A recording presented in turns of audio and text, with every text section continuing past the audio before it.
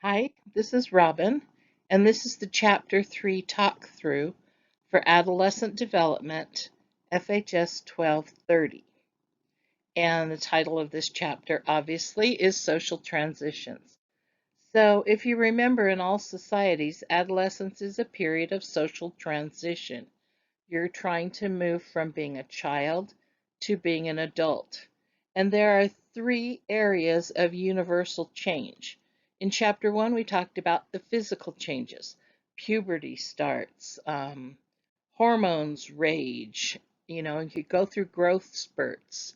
In chapter 2, we talked about cognitive changes, how your brain changes, how your thinking develops, and things like that. There are certain changes in our society today that signal this idea of social redefinition. In other words, there are activities that signal that you're becoming an adult. A non-example would be getting paid to babysit. That doesn't that can happen pretty much at any age when somebody wants you to babysit and you can get paid for it. So that is a non-example because you can do it at any time. There's not an age minimum. One example would be if you decided to get a job like in fast food or retail or something of that nature, where if there's a minimum age and you can't work there until you achieve that age. For example, I think it's like 16 to work in a lot of places, and that's kind of a signal to you that you're growing up and you're either on your way to being an adult or that makes you an adult. The driver's license, like in the picture, that's a huge milestone for our society, that you can drive a car now, and that makes you kind of an adult. Also, voting, going into bars, marrying without your parents' permission, working full time and not going to school. Those are all different things that our society considers social redefinitions. The next section talks about the elongation of adolescence, and that just means that historically adolescence is longer the more generations that go by. Many generations ago, it didn't take as many years as it does now. And that's due to the fact that we're starting puberty sooner. And then usually we are marrying later, and getting married usually is the transition into adulthood in our society. And so we're taking longer than ever to get through this. And so your teenage years are not just when you're in your numerical teens, but they go up into your 20s, and that's why they call them adolescents and not teenage years.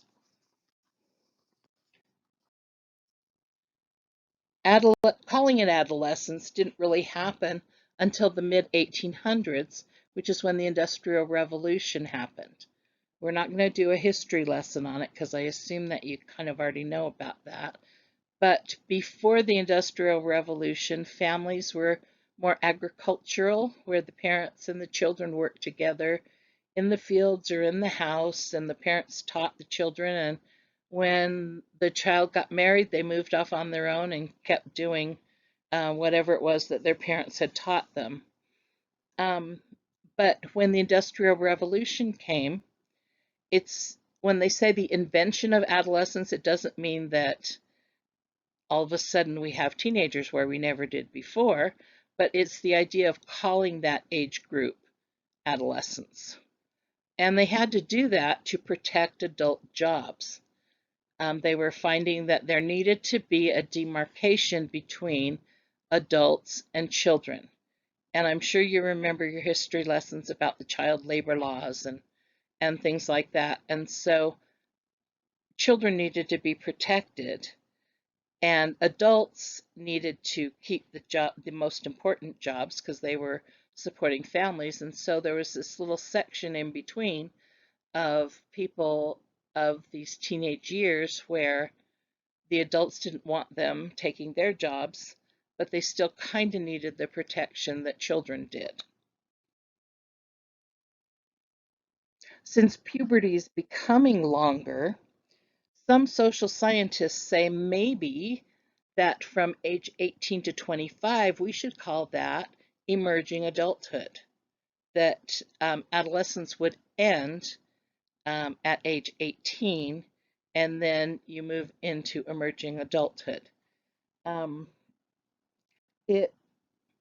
There's a table on in Chapter 3, Table 3.1, where there are emerging adulthood tasks that are listed there for things that, are commonly happening between ages 18 through 25.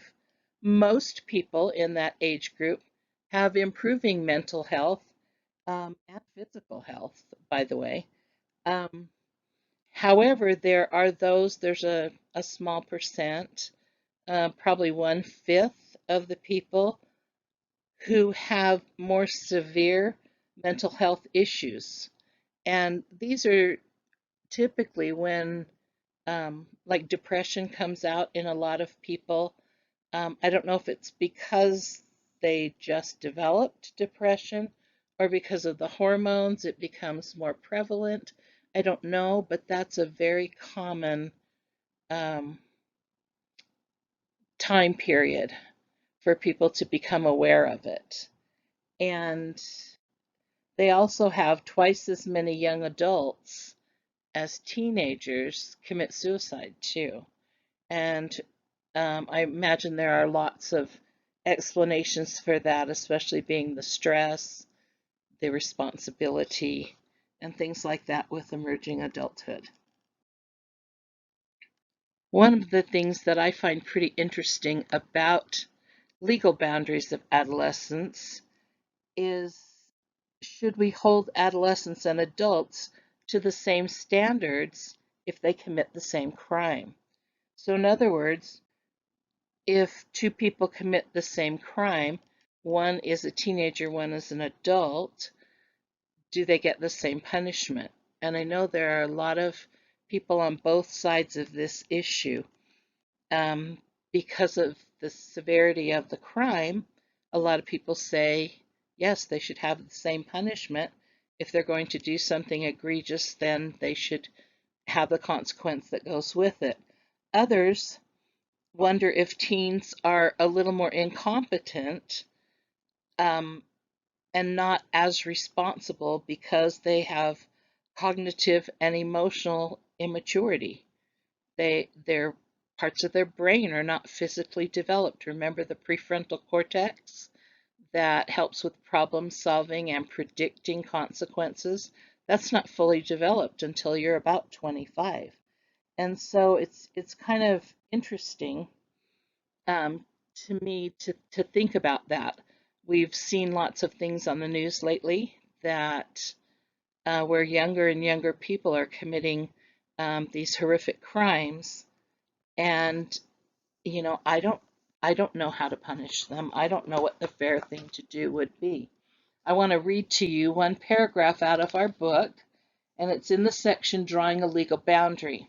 And I want to read you this paragraph because it's very well written, lots of information, and maybe some of the stuff might be on your test. Research also indicates that juveniles, even those who are relatively mature, are less likely than adults to understand their rights when being questioned by the police, more likely to confess to a crime than remain silent, less likely to consider the long-term consequences of making plea agreements, and less likely to discuss disagreements about their defense with their attorneys. So that is, to me, very interesting that developmentally it makes a difference in legal matters. Also, courts have ruled that there are certain things that teenagers can do and can't do. One of the funny things, I think, is you can, if you write for the school newspaper, the school can censure your article.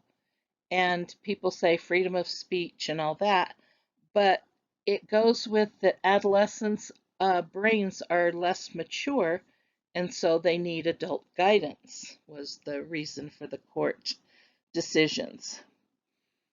You can form religious study groups that meet in the school, even though there's a separation of church and state, because they have the right to free expression of ideas. I thought that was interesting. The courts also said teenagers can buy contraceptives, video games, violent video games without their parents' permission, but they draw the line, they can't buy cigarettes or pornographic material. And so the legal system is, I think, getting more and more clear as to what teenagers can and can't do. Okay, the next section talks about traditional versus contemporary societies and how clear is this idea of social redefinition. So when you are defining teenagers becoming adults, it's things like, when do you move out of your parents' house? When do you separate emotionally from your parents? What are the differences in what the sexes do and are expected to do? How do you interact with your future generations to impart your wisdom to the younger people? There are key differences between how it was traditionally done and how contemporary society does it. And one of the fun things that I thought was funny that the book brought out was the idea in traditional societies, mothers and daughters, or dads and sons not as much, but that mothers and daughters would never dress alike. And I remember when I was in high school in the 70s, I know how old I am, I would never have dressed like my mother for anything. Mostly because she dressed like an old lady, I thought. Now I look back and she probably dressed better than I did. I went through the hippie stage, by the way. And so traditionally, um, parents and teenagers did not dress alike. But if you look at contemporary society, sometimes you can't tell the difference between a daughter and a mother by what they're wearing. So I thought that was kind of interesting. Um, in traditional societies, you could tell by the behavior who was the adult and who was the adolescent. In contemporary society, you're not always able to tell. Another thing between traditional and contemporary society is the continuity of social redefinition. And that means in contemporary society, like you're not an adult at when you're 15 years and 364 days old. Then when you turn 16, all of a sudden you can drive. And that's kind of a sudden jump into the adulthood. One day you are, one day you're not. And traditionally, like you can see in this picture, like you work at the same task as your parent, and the parent like tutors you along and helps you learn, and slowly you become more competent, and you can eventually take over. Um, Maybe something like mentoring would help in our society, or becoming an apprentice. I know in several, like electricity, people becoming electric people, um, they have an actual stage called apprenticeship. And that's where you're still learning and you're almost there. And so I wonder if that would be helpful. Um, there are people who say, well, then let's just hurry people up from teenagers to adulthood. And if you think about that, how would you do that? Would you say, why don't you get married earlier? Because once you get married, you're considered an adult. Or if you're not going to get married, at least move out of your parents' house. And that will force you to, understand what life is like in the adult world. Maybe parents can help their children with rent and things like that to help them be able to move into adulthood faster. I don't know. Those are different things to think about. The last sections talk about poverty and the neighborhoods that we live in. It's really a well-written section of the book. Um, Poverty has quite a few effects on development. And of course, the neighborhood that you live in also does too. Um, if people are lower socioeconomically, why can't we just pick out the teenagers and plop them down in a more affluent neighborhood, and maybe they will pick up those habits and the influences of that? Well, they've tried that and it doesn't really work because they're still their same person, and they have sometimes more discrimination in the new neighborhood because they're so different. And they might end up feeling worse about their poverty um, because everybody around them now is not poor or is less poor. So there was one study done. This was in a high school in a large city where they took a high school from an affluent side of town and a high school on a poor side of town and took their student body officers to the other um, socioeconomic place, kind of to see the differences and do like a social interaction type of thing. This doesn't have anything to do with your book, but I just thought it was funny.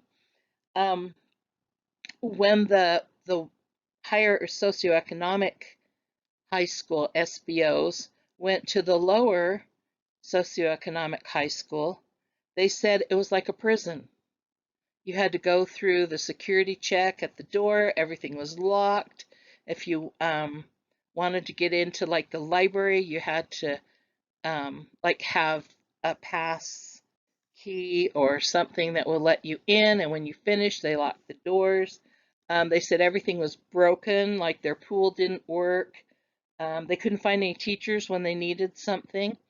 And so they were not happy with the lower high school. Well, the lower socioeconomic high school went also to visit the higher one. Interesting into what they thought. They thought as soon as they went in, there's no security check. How are these people safe? Anyone can just come in. And so they ended up not feeling very safe. They also felt like everything was too new. They couldn't touch anything. They were afraid to, sit down at the lunch tables and stuff like that because they didn't want to break anything or get it dirty. They said there's no place to hang out because everything looked too clean and too nice. And the teachers were like right in your face. They were saying, "Hello, how you doing? How was your weekend?"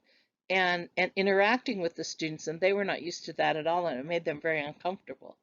And I thought that was a really fun kind of example because um, you get comfortable where you are. The last section that we'll talk about are immigrants, because a lot of times when immigrants come to the United States, they are end up in poorer neighborhoods or ethnically not diverse neighborhoods. And the thing that they've found is that if you're born in a foreign country and then you immigrate here with your parents, that there are some characteristics of students in those situations. And they found that they had better mental health. Um, I'm, and I'm not sure why all these things happen, but it's pretty interesting. Read it in your book because it's really good. They perform better in school and there are less problem behaviors.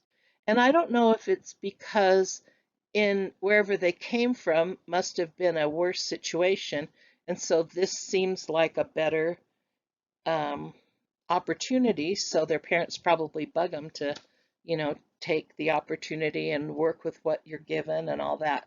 They don't necessarily become popular, but they actually do better in school than their native-born American counterparts.